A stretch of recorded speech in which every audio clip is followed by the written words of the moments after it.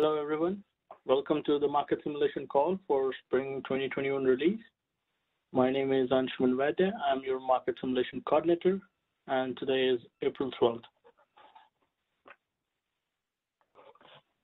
Calls and webinars are recorded for stakeholder convenience, allowing those who are unable to attend to listen to the recordings after the meetings.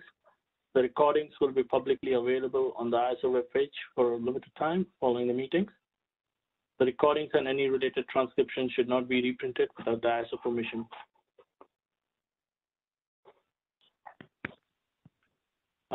We have the agenda today as Mapstage availability, market simulation initiatives and timelines.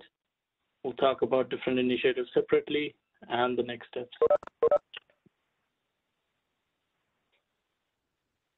Currently, we don't have any Mapstage maintenance scheduled. Mapstage availability latest updates can be found on portal map.kaiser.com. Anybody has any questions regarding the Mapstage availability?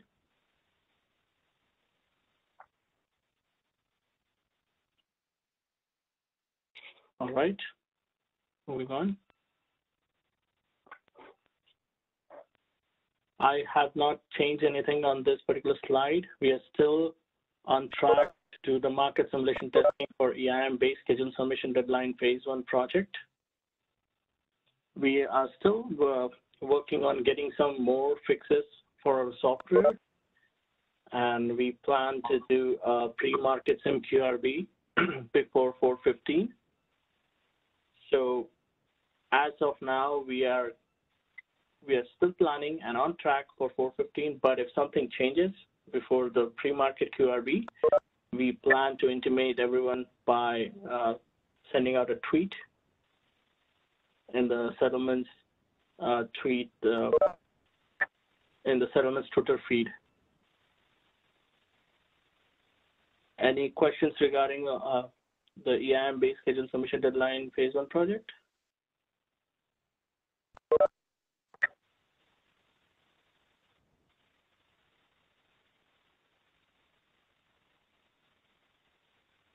All right, while we're talking about the EIM-based schedule submission deadline phase 1 project, if you plan to attend or do the market simulation structure testing for this particular project, I would ask you to please go ahead and submit some startup ramp time details for the resources that are registered for this project. If there is no value or the values are 0, the units will be picked up rapidly. And Juan, you're on the call, I see it. Could you provide more details on this? Yes, Anshuman, thank you for asking. So for any of the market participants that are interested in participating in this market simulation, it is also important that you are aware that when you submit your bids and your base schedules below PMIN, that they kind of make sense. Of course, it is expected that the resource that you are using for your tests is offline, of course, and complying with the minimum downtime for the test to be kind of successful and kind of make more sense for the results that you see. So we expect that these resources that you're using, they should be offline. They should have the base schedule below PMIN, in a fashion that makes sense. Not kind of have base schedules above PMIN and then just a portion of hours or a section of hours with base schedule below PMIN and then another, base schedule above PMIN. So the idea would be is like no base schedules, resource offline, few hours complying with your startup ramp time, with your base schedule below PMIN, and then base schedule at or above PMIN with economic bids. So that's also something that you have to be watching when you submit your bids. Like Anshuman mentioned, it is important for us to have the proper registrations for your resources with the startup ramp time. Otherwise, the resources will be ramped with an infinite ramp, so it will be like an instantaneous jump. So then you will not be able to see, effectively how this startup ramping profile is used with the base schedule below PMIN functionality.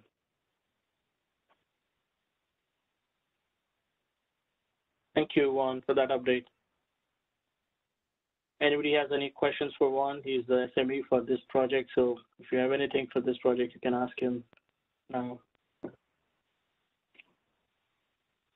Hi, are there any other GRT parameters that we should look at as well. This is Christy Monahan from SRP. Christy, thank you for the question. Juan, what do you think? No, just that one. Just that one. Usually, for what I have seen from our market participants is that the MSG resources usually have this parameter in master file. Usually, the one that is missing is for regular resources. But basically, that's the only one that we rely on for this functionality, the startup ramp time. Like I mentioned, not that the software will not issue a startup instruction or anything. It's just that you will see an instantaneous jump. In the case of base schedule for RTDS, for the balancing test, you would see an instantaneous jump to your base schedule for that hour in the flex ramp tests. And in the case of the RTD market, what you will see is that for the hours that you have the base schedule below P-min, you will not be ramping up because the way it is programmed and coded is that you will see the resource at P-min at the end of the hour. So say, for instance, if you're talking about a 1 hour startup ramp time, if you submit that parameter, you'll see that for the hour, your resource is following a startup ramping profile from 0 to P-min. If that parameter is missing and you have a base schedule below P-min for that hour, you'll see that for that hour, internal schedules from RTPD will be 0 because it is understood that the resource will jump to P-min at the end of that hour. So basically, that's the only functionality that, rather the only parameter that we rely on for this. Thank you. Will the ramp capacity be based on the base schedule that's submitted below P-min, or will it be based on some sort of interpolation on the startup ramp time? Correct. It is based on a linear ramp rate that we derive from the P-min and the startup ramp time. Just to give a simple example, if your P-min is 60 megawatts and your startup profile, or rather your startup ramp time is 60 minutes, then you'll have a ramp of 1 megawatt per minute, regardless of the base schedule that you submit. The only place that the application uses the base schedule that we submitted is for the balancing test in RTVS, and for the flex ramp test as well, that it will be capped at the base schedule that you submitted, but following that ramping megawatt value calculated, megawatt per minute calculated based on the startup ramp time and the P-min of the resource. Just so I understand, so the balancing test will use the base schedule submitted below P-min, but the flex ramp test will not? I didn't follow what you were saying. Right. So in the case of the flex ramp test, it will be capped at the base schedule that you submitted. To give an example, again, if we stick with 1 hour startup ramp time and a P-min of 60 megawatt, if you submit, say, well, that will give you 1 megawatt per minute ramp. So your flex ramp up for the first interval will be 15, then will be 30, 45, and 60. But say if you submitted a base schedule of 30 megawatt for that hour, then what it will do, it will give you 15, then it will give you 30, and then for the next 2 intervals, it will be capped at 30. Okay, thank you. Mm-hmm. Thank you, Juan, and thank you, Christy. Any other questions regarding this project? Do you know the would you be able to? Go ahead. I have one more. Would you be able to explain the difference in what was changed from the last market sim to the market sim that is on Thursday? So functionality-wise, nothing has changed in the way the software is designed and what it's included in the public BRS. Mostly, we added more safeguards within the software for being able to handle scenarios like in the case that we were, discussing right now. In case there is a 0-minute startup ramp time or a missing value from the previous market simulation, we didn't have a safeguard for these type of scenarios. Now we do. Another safeguard that we included was what happens if I think it actually happened with SRP. What would happen in RTBS if for whatever reason we don't have a T-7.5 value to calculate the flex ramp tests. So mostly it's just some safeguards that during the testing, the last round of testing that you guys helped us with, and also during our testing, we found kind of ways that we can make our software more robust. So mostly those are the changes that you will see from the previous to the current one. Thank you. That helps. Would you be able to provide a written summary of that so that we can compare it with the notes from our testing from the last round of market sim? It sounds like some of the findings were from us, so I think it would help us understand what happened. Yeah, I think what I would suggest, Christy, is if you can check the city ticket that you opened. I just replied to it today. I'm sure you'll be able to find most of the answers there. If not, if you can just send me an email and I can provide more. But I'm quite sure that I covered everything there, so that should help you out. But if not, by all means, just send me an email and I will be able to elaborate more. Okay, thank you. I didn't see that you had replied. Appreciate it. No, yeah, I just did that today. So yeah, so if you can just check it out, and if not, just send me an email. Okay. All right. Thank you for the update. As I was saying, we have testing timelines for this project till April 23rd, and structured scenario, as we discussed earlier, we're going to do on April 15th. If there are any change in these plans, please keep an eye on our Twitter feed for settlements. We will tweet it out if we're changing the state for structured testing. For real-time settlements review phase 1 project, again, the testing timelines is till April 23rd, but we have completed the structured scenarios for this particular project. And we have all the documentation listed here on the slide. Any other questions for these two projects?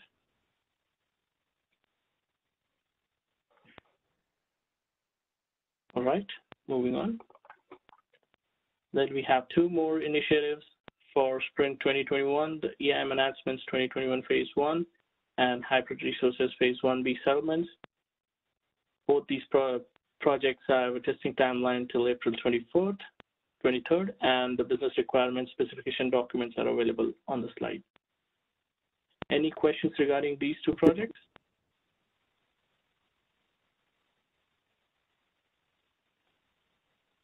All right, perfect. I think that's all I had for today. The next teleconference is on April 15th at 2 p.m. And I can open up now for any questions related to any CD tickets or any other projects, or if anything that you want to discuss here. Hey, Enchman, good afternoon. This is Chun-Yu from PG&E. I do have some question regarding for the summer initiatives. Is it good time to ask, or I shall? Please go ahead. Okay. First question is that the structured test scenarios, now it's a Monday. Do you have a better idea when they will be published? I do. So we have almost finalized those documents, and my team is reviewing them right now, and I'm hoping to publish them by today or by tomorrow. And That's same applies great. to for 831 document. That's great. Also for summer readiness, we, you know, I saw that CAISO published a new BRS, additional BRS. It's pertaining to the RA. And I wonder, and then in there it says scope 1, scope 2. I wonder if anyone from CAISO can speak a little bit about it. Let me see. Is there anybody from CAISO who can answer this question right now on the call?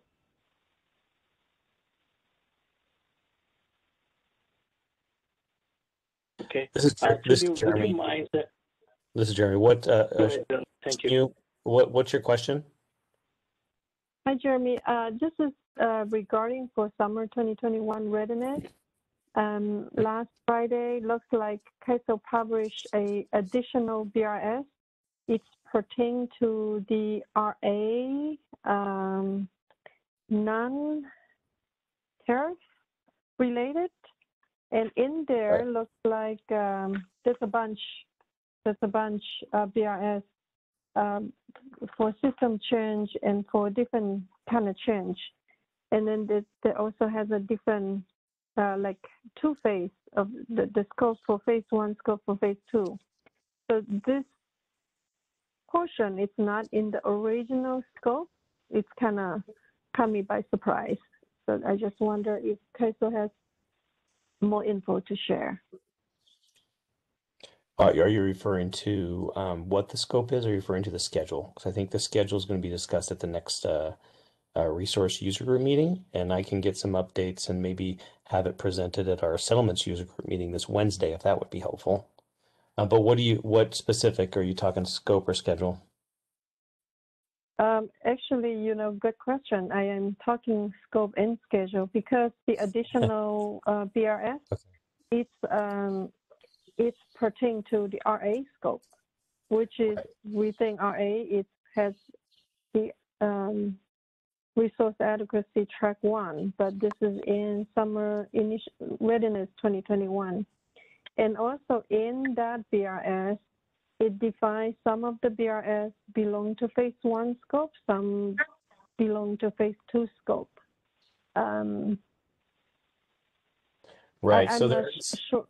There is an RA go ahead. enhancement scope that is that was taken out of the fall release and moved into the summer readiness because it was required prior to summer. But the BRS that you're referring to, I haven't seen what you're talking about with the phase 1, phase 2. So let me get maybe Trang for Wednesday's settlements user group meeting to talk about that, and I will chat with the release team today and send you a quick overview of what that looks like. Okay? Sure, sounds great. I also sent an email to Mohan as well, so maybe I can forward it to you, that email. Thank you. That would be great. I'll get some traction on that. Okay, great. Thank you. Thank you, Jinu, and thank you, Jeremy. Any other questions that we can talk about here? I have a question, actually. This is Ray calling from PG&E. The BRS 2.1 for RA enhancements track 1 is also scheduled to be posted today. Is that still on schedule? I am not sure about it. Is there anybody from CAISO who could answer this question?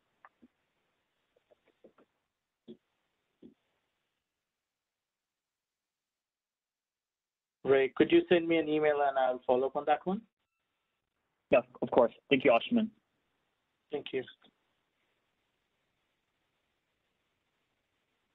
Any other questions that we can talk about here? Yes, hi, this is oh, go ahead. Go ahead. This is Tony Gerard from Power Settlements. I think this question is for Jeremy. I just wanted to confirm if the statements that are being published in MarketSim this week were run with the latest configuration updates that were posted for Q1, not necessarily for these initiatives, but if those would be good. Yeah, Tony, this is Jeremy Mlikos. So when we post statements out of Mapstage, our configurations are built on the latest code set.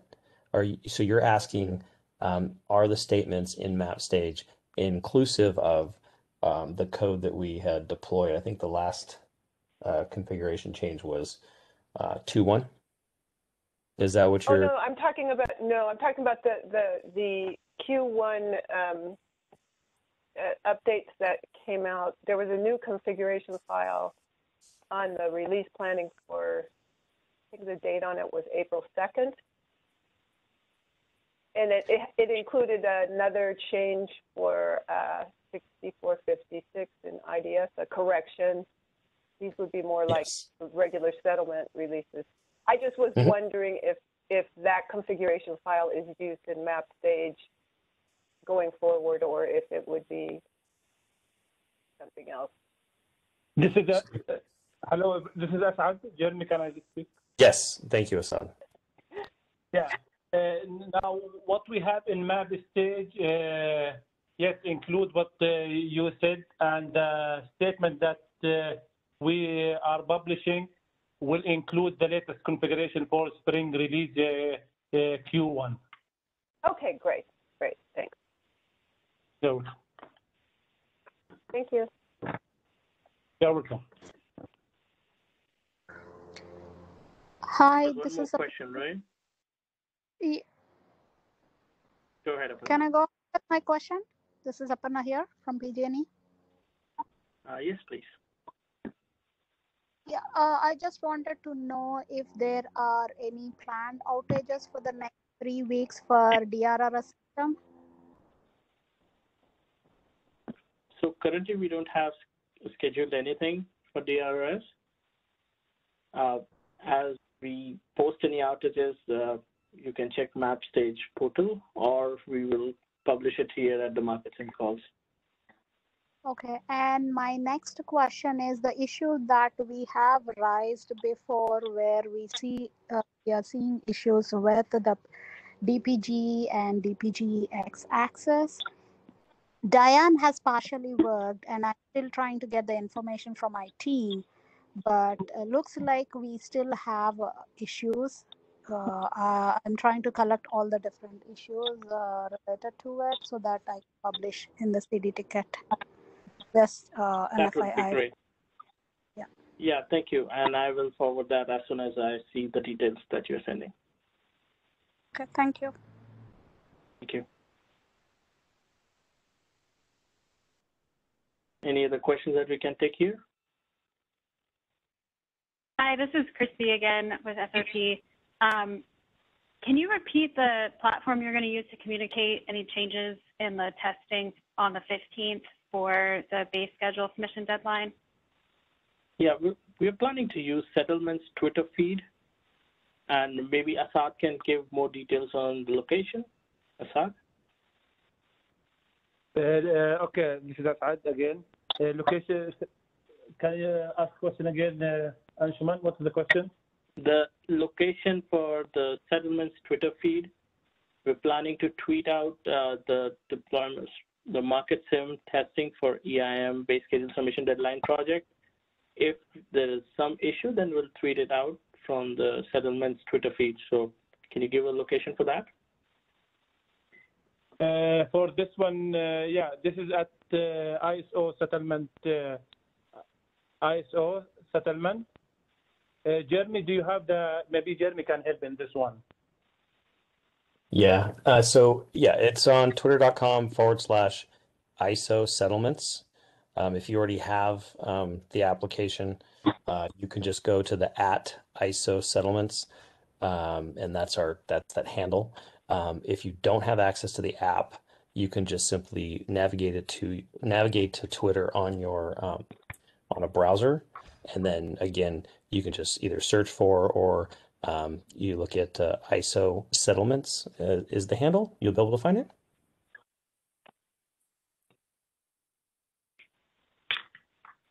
Okay, thanks.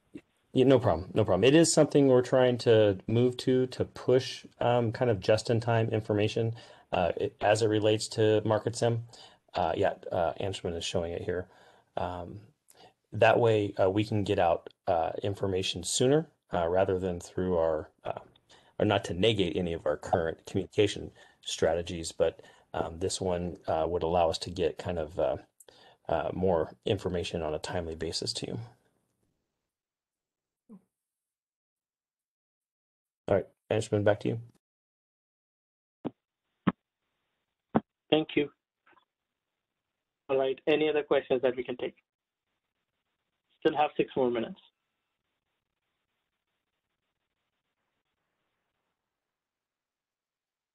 All right, so thank you all for joining the call. We'll see you back again on 15th of April. All the best with the testing. Thank you. Thank you.